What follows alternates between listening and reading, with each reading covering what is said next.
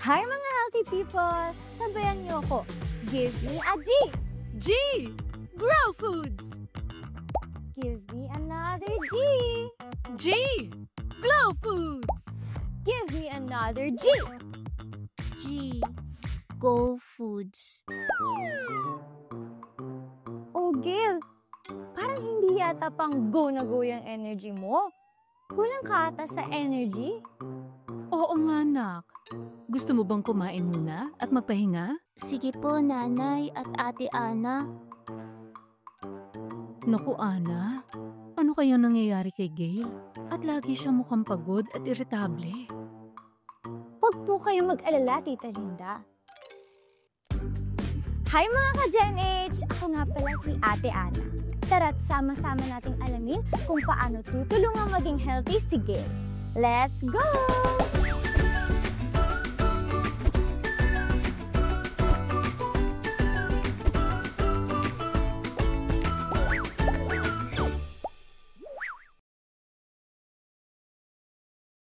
Tita Linda, sa tingin niyo po, bakit kaya low energy at nanghihina si Gail kanina? Kung tama ang hula ko. Aha! Hindi na naman niya inubos ang baon niya sa school. Tingnan mo, oh. Hindi niya kinain ang mga gulay na hinanda ko. Hala, ang dami niyang tinirang gulay, isda, pati kanin. Naku, Tita Linda. Alam niyo po ba ang mangyayari kapag hindi kumakain ng tama, lalo na ang batang kagaya ni Gail? Ikumpara natin ang positibong epekto ng pagkain ng tama at ang negatibong epekto ng hindi pagkain ng tama. Una, kapag healthy, nagiging aktibo at malakas ang katawan. Kapag hindi healthy, mahina at mabilis mapagod. Pangalawa, sila ay matalino at bibo sa klase. Samantalang ang unhealthy naman ay hirap sa pag-focus sa pag-aaral. Pangatlo, malusog ang pangangatawan kapag kumakain ng healthy. Samantalang maaaring maging sobrang payat o taba naman at madaling magkasakit kapag hindi healthy kumain. Panghuli, mapapansin din natin na sila ay mas masaya at positibo. Samantalang mas irritable o madaling magalit kapag unhealthy ang kinakain. Irritable at laging pagod. Naku, ganyan na pala ang nagiging epekto kay Gail ng hindi pagkain na masusustansya. Hi, Nanay at Ate Ana. O Gail, andito ka na pala. Ate Ana, ano po ba yung pwede kong kainin na masarap na at masustansya pa? Oo nga eh. Para mapagulay man o prutas, siguradong mauubos niya. Tita Linda at Gail, tandaan niyo po ba yung Go, Grow, at Glow Foods na cheer natin kanina? Opo, ate. Mabuti naman kung ganon. May 3 food groups para maging masustansyang pagkain. Go, Grow, at Glow Foods. Ang Go Foods ay mga pagkain nagbibigay ng enerhiya para sa pang-araw-araw na gawain at pisikal na aktibidad. Meron itong carbohydrates at fats na makikita sa bigas o kanin, tinapay, patatas, mais, kamote, avocado, at iba pa. Wow! Nanay, gusto ko po ng patatas at avocado.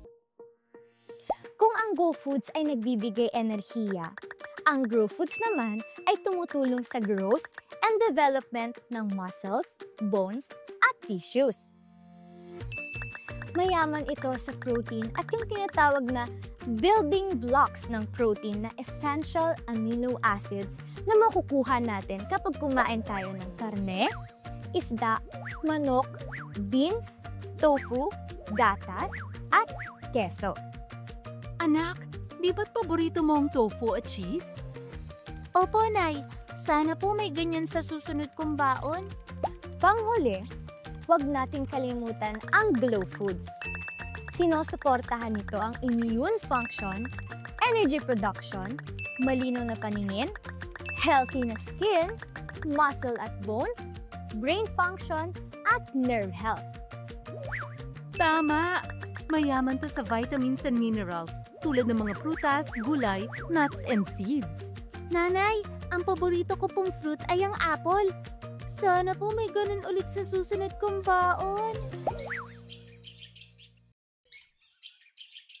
Thank you, Ana. Na-refresh ang kaalaman ko sa Go, Grow, at Glow Foods. Walang anuman po, Tita Linda. Ay, may idea po ako. Para mas ma-practice natin ang paghahanda ng masustansyang pagkain, kumuha po tayo ng plato. O, Gail, tulungan mo kami, ha? Sige po, ate. Isipin natin na may 3 parte itong plato. Isa para sa Go Foods, isa para sa Grow Foods, at isa naman para sa Glow Foods. Ngayon po, anong ilalagay nyo rito, Tita Linda? Sa parte ng Go Foods, syempre nandyan ang masarap at bagong lutong kanin. Good choice, Tita Linda! May carbohydrates ang kanin na nagbibigay enerhiya. Sa Grow Foods naman, pwedeng grilled chicken. Mataas na sa protina, paborito mo pa, anak. Salamat, Nanay! Panghuli, sa Glow Foods. Pwede kong ilagay ang pinakbet na lagi kong niluluto. At syempre, may kasama pang apple slices. Good job, Tita Linda! Alam niyo ba na ang pakbet ay mayaman sa iba't ibang vitamins at minerals tulad ng lycopene, potassium, vitamin A, at dietary fiber na mahalaga upang palakasin ang immune system. Pwede ko kayang gawin to sa baon o lunchbox na Gail? Aba, pwedeng-pwede po! Excited na po ako sa baon ko para bukas. Nakakatakam na! Masustansya pa ang baon ni Gail!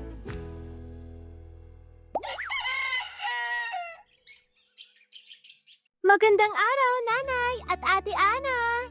Wow, Gail! Full of energy ka ngayon ah! Kamusta ang araw mo? Marami po kaming ginawa sa school tulad ng PE. Tapos, gumawa rin po kami ng arts. At nakipaglaro po ko kasama mga kaklase ko.